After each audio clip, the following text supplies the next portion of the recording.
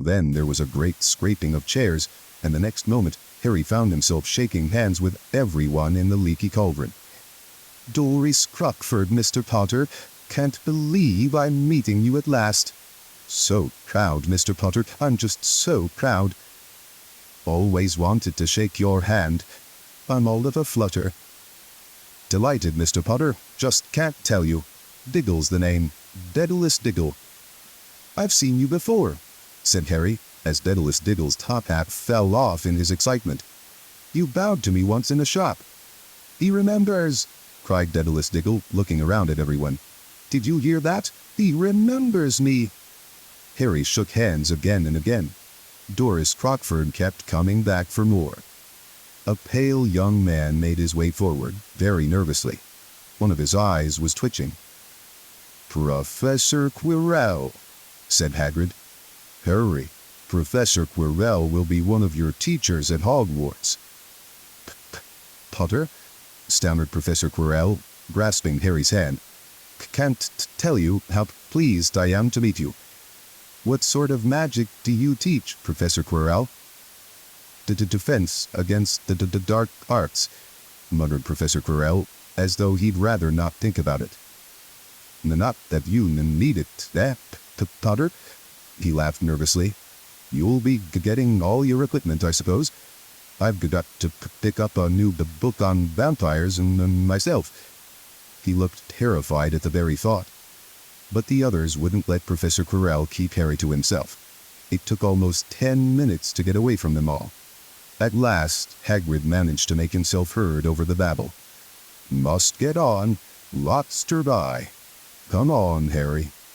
Doris Crockford shook Harry's hand one last time, and Hagrid led them through the bar and out into a small walled courtyard, where there was nothing but a trash can and a few weeds. Hagrid grinned at Harry. "Told ya, didn't I? Told ya you was famous. Even Professor Quirrell was tremblin' to meet ya. Mind you, he's usually tremblin'." "Is he always that nervous?" "Oh, yeah. Poor bloke, brilliant mind.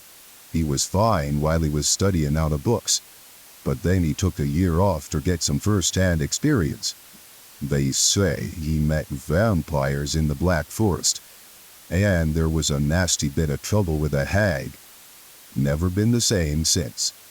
Scared of the students, scared of his own subject. Now, where's me umbrella?"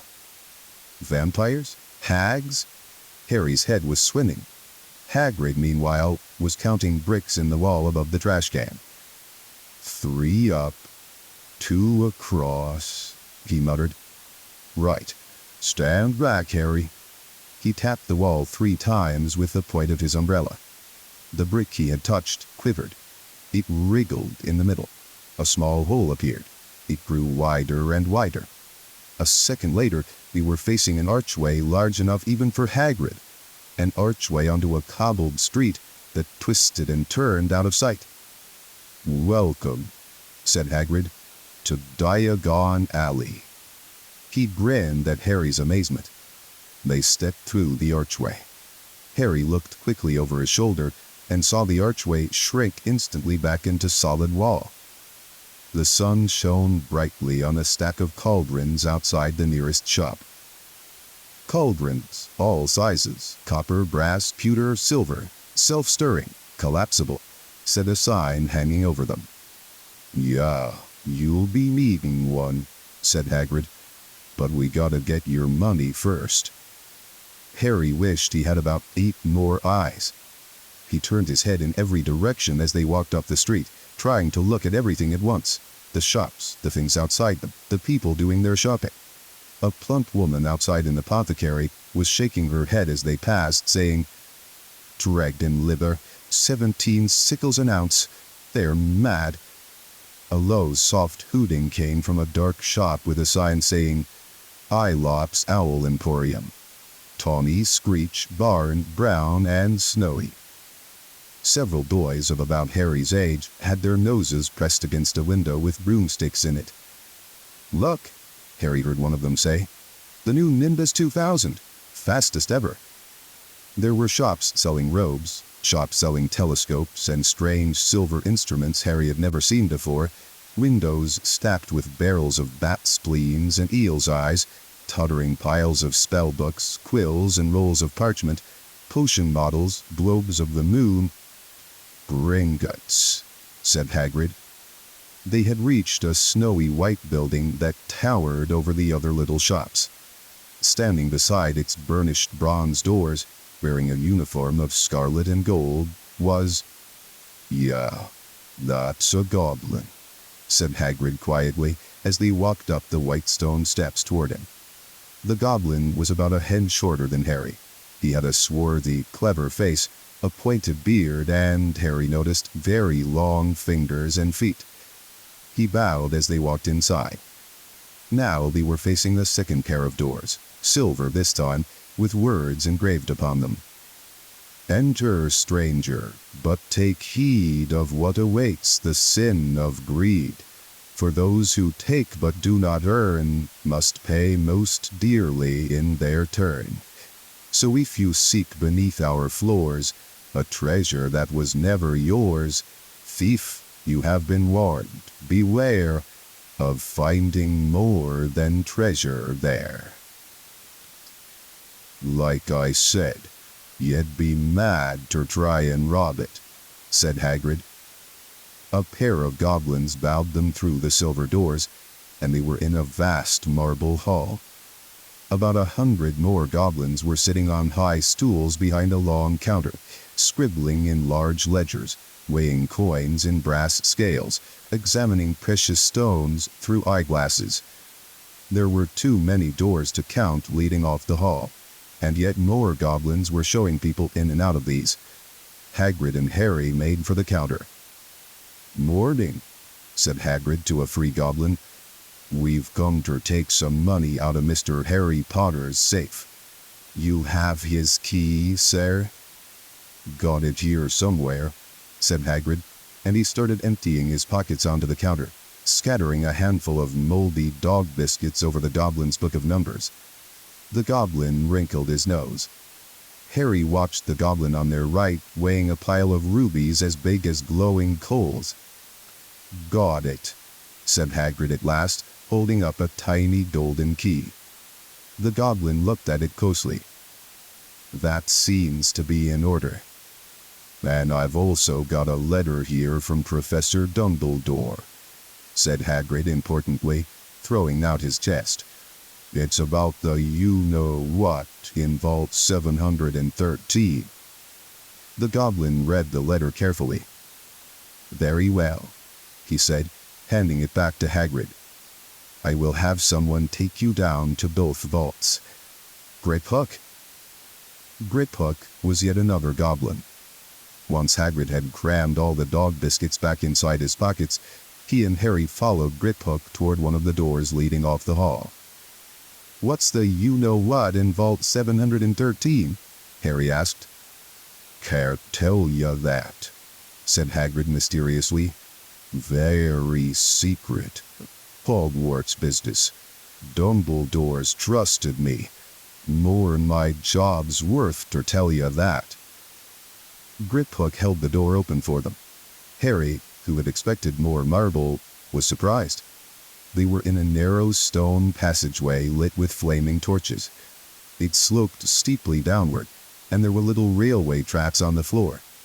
Griphook whistled, and a small cart came hurtling up the tracks toward them. They climbed in, Hagrid with some difficulty, and were off. At first they just hurtled through a maze of twisting passages. Harry tried to remember, left, right, left, middle fork, right, left. But it was impossible. The rattling cart seemed to know its own way, because Griphook wasn't steering. Harry's eyes stung as the cold air rushed past them, but he kept them wide open. Once, he thought he saw a burst of fire at the end of a passage, and twisted around to see if it was a dragon, but too late. They plunged even deeper, passing an underground lake where huge stalactites and stalagmites grew from the ceiling and floor. "I never know," Harry called to Hagrid over the noise of the cart. "What's the difference between a stalagmite and a stalactite?" "Stalagmite's got an M in it," said Hagrid. "And don't ask me questions just now. I think I'm gonna be sick." He did look very green, and when the cart stopped at last beside a small door in the passage wall, Hagrid got out and had to lean against the wall to stop his knees from trembling. Griphook unlocked the door.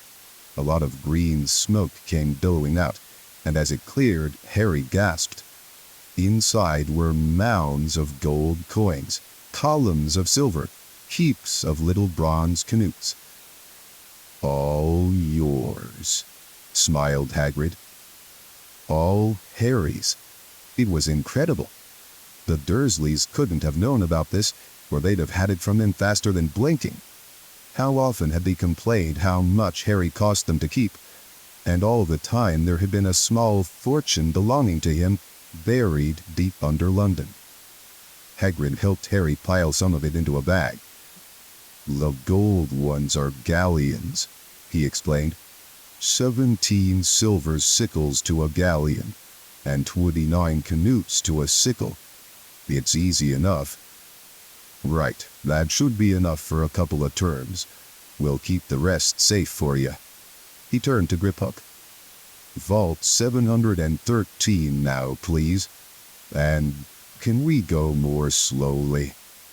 "One speed only," said Griphook.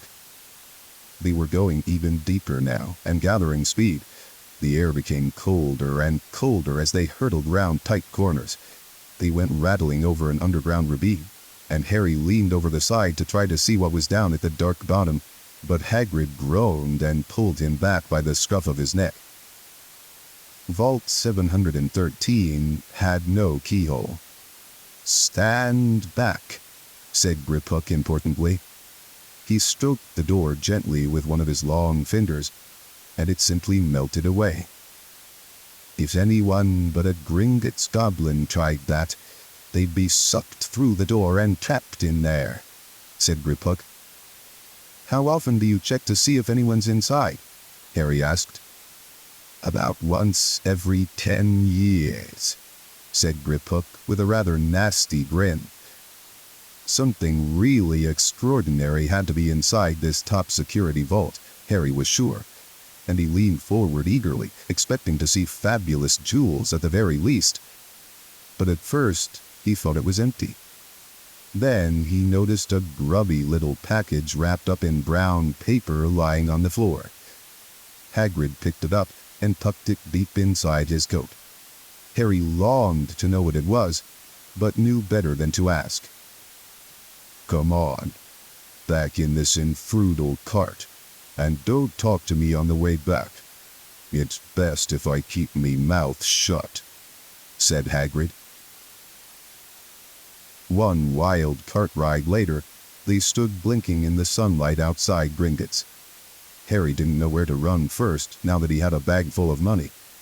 He didn't have to know how many galleons there were to a pound to know that he was holding more money than he'd had in his whole life. More money than even Dudley had ever had. "Might as well get your uniform," said Hagrid, nodding toward Madame Malkin's robes for all occasions. "Listen, Harry, would you mind if I slipped off for a pick-me-up in the leaky cauldron? I hate them Gringotts carts." He did still look a bit sick, so Harry entered Madame Malkin's shop alone, feeling nervous. Madame Malkin was a squat, smiling witch, dressed all in mauve. "Hogwarts, dear," she said when Harry started to speak. "Got the lot here. Another young man being fitted up just now, in fact." In the back of the shop, a boy with a pale, pointed face was standing on a footstool, while a second witch pinned up his long black robes. Madame Malkin stood Harry on a stool next to him, slipped a long robe over his head, and began to pin it to the right length. "Hello," said the boy. "Hogwarts too?" "Yes," said Harry. "My father's next door buying my books, and mother's up the street looking at wands," said the boy. He had a bored, drawling voice. "Then I'm going to drag them off to look at racing brooms." I don't see why first years can't have their own. I think I'll bully Father into getting me one, and I'll smuggle it in somehow. Harry was strongly reminded of Dudley. Have you got your own broom? The boy went on. No, said Harry. Play Quidditch at all? No, Harry said again, wondering what on earth Quidditch could be. I do. Father says it's a crime if I'm not picked to play for my house, and I must say I agree. Know what house you'll be in yet? No, said Harry, feeling more stupid by the minute. Well, no one really knows until they get there, do they? But I know I'll be in Slytherin. All our family have been. Imagine being in Hufflepuff. I think I'd leave, wouldn't you? Said Harry, wishing he could say something a bit more interesting. I say, look at that man, said the boy suddenly, nodding toward the front window. Hagrid was standing there, grinning at Harry and pointing at 2 large ice creams to show he couldn't come in. That's Hagrid, said Harry, pleased to know something the boy didn't. He works at Hogwarts. Oh, said the boy, I've heard of him. He's a sort of servant, isn't he? He's the gamekeeper, said Harry. He was liking the boy less and less every second. Yes, exactly. I heard he's a sort of savage. Lives in a hut on the school grounds, and every now and then he gets drunk, tries to do magic, and ends up setting fire to his bed. I think he's brilliant, said Harry coldly. Do you? Said the boy with a slight sneer. Why is he with you? Where are your parents? They're dead, said Harry shortly. He didn't feel much like going into the matter with this boy. Oh, sorry, said the other, not sounding sorry at all. But they were our kind, weren't they? They were a witch and wizard, if that's what you mean. I really don't think they should let the others sword in, do you? They're just not the same. They've never been brought up to know our ways. Some of them have never even heard of Hogwarts until they get the letter. Imagine. I think they should keep it in the old wizarding families. What's your surname, anyway? But before Harry could answer, Madame Malkin said, That's you done, my dear. And Harry, not sorry for an excuse to stop talking to the boy, hopped down from the footstool. Well, I'll see you at Hogwarts, I suppose, said the drawling boy. Harry was rather quiet as he ate the ice cream Hagrid had bought him. Chocolate and raspberry with chopped nuts. What's up? Said Hagrid. Nothing, Harry lied. They stopped to buy parchment and quills.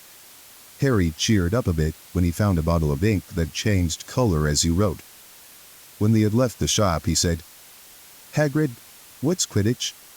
Blimey, Harry, I keep forgetting how little you know. Not knowing about Quidditch. Don't make me feel worse, said Harry. He told Hagrid about the pale boy in Madame Malkin's. And he said people from Muggle families shouldn't even be allowed in. You're not from a Muggle family. If he'd known who you were, he's grown up knowing your name if his parents are wizarding folk. You saw what everyone in the Leaky Cauldron was like when they saw you. Anyway, what does he know about it? Some of the best I ever saw were the only ones with magic in 'em in a long line of Muggles. Look at your mum. Look what she had for a sister. So what is Quidditch? It's our sport. Wizard sport. It's like soccer in the Muggle world. Everyone follows Quidditch. Played up in the air on broomsticks, and there's 4 balls. Sorta hard to explain the rules. And what are Slytherin and Hufflepuff? Schoolhouses. There's 4. Everyone says Hufflepuff are a lot of duffers, but I bet I'm in Hufflepuff, said Harry gloomily. Better Hufflepuff than Slytherin, said Hagrid darkly. There's not a single witch or wizard who went bad who wasn't in Slytherin. You know who was one. Sorry, you know who was in Hogwarts? Years and years ago, said Hagrid. They bought Harry's schoolbooks in a shop called Flourish and Blocks, where the shelves were stacked to the ceiling with books as large as paving stones bound in leather, books the size of postage stamps in covers of silk, books full of peculiar symbols, and a few books with nothing in them at all. Even Dudley, who never read anything, would have been wild to get his hands on some of these. Hagrid almost had to drag Harry away from cures and counter-curses, bewitch your friends and befuddle your enemies with the latest revenges, hair loss, jelly legs, tongue-tying, and much, much more. By Professor Vindictus Viridian. I was trying to find out how to curse Dudley. I'm not saying that's not a good idea, but you're not to use magic in the Muggle world, except in very special circumstances, said Hagrid. And anyway, you couldn't work any of them curses yet. You'll need a lot more study before you get to that level. Hagrid wouldn't let Harry buy a solid gold cauldron either. It says pewter on your list. But they got a nice set of scales for weighing potion ingredients and a collapsible brass telescope. Then they visited the apothecary, which was fascinating enough to make up for its horrible smell, a mixture of bad eggs and rotted cabbages. Barrels of slimy stuff stood on the floor. Jars of herbs, dried roots, and bright powders lined the walls. Bundles of feathers, strings of fangs, and snarled claws hung from the ceiling. While Hagrid asked the man behind the counter for a supply of some basic potion ingredients for Harry, Harry himself examined silver unicorn horns at 21 galleons each, and minuscule glittery black beetle eyes, 5 canutes a scoop. Outside the apothecary, Hagrid checked Harry's list again. Just your wand left. Oh yeah, and I still haven't got ya a birthday present. Harry felt himself go red. You don't have to. I know I don't have to. Tell you what, I'll get your animal. Not a toad. Toads went out of fashion years ago. You'd be laughed at. And I don't like cats. They make me sneeze. I'll get you an owl. All the kids want owls. They're dead useful. Carry your mail and everything. 20 minutes later, they left Aelop's Owl Emporium, which had been dark and full of rustling and flickering, jewel-bright eyes. Harry now carried a large cage that held a beautiful snowy owl, fast asleep with her head under her wing. He couldn't stop stammering his thanks, sounding just like Professor Quirrell. Don't mention it, said Hagrid gruffly. Don't expect you've had a lot of presents from them Dursleys. Just Ollivanders left now. Only place for wands, Ollivanders, and you gotta have the best wand. A magic wand. This was what Harry had been really looking forward to. The last shop was narrow and shabby. Peeling gold letters over the door read, Ollivanders, makers of fine wands since 382 BC. A single wand lay on a faded purple cushion in the dusty window. A tinkling bell rang somewhere in the depths of the shop as they stepped inside. It was a tiny place, empty except for a single spindly chair that Hagrid sat on to wait. Harry felt strangely as though he had entered a very strict library. He swallowed a lot of new questions that had just occurred to him and looked instead at the thousands of narrow boxes piled neatly right up to the ceiling. For some reason, the back of his neck prickled. The very dust and silence in here seemed to tingle with some secret magic.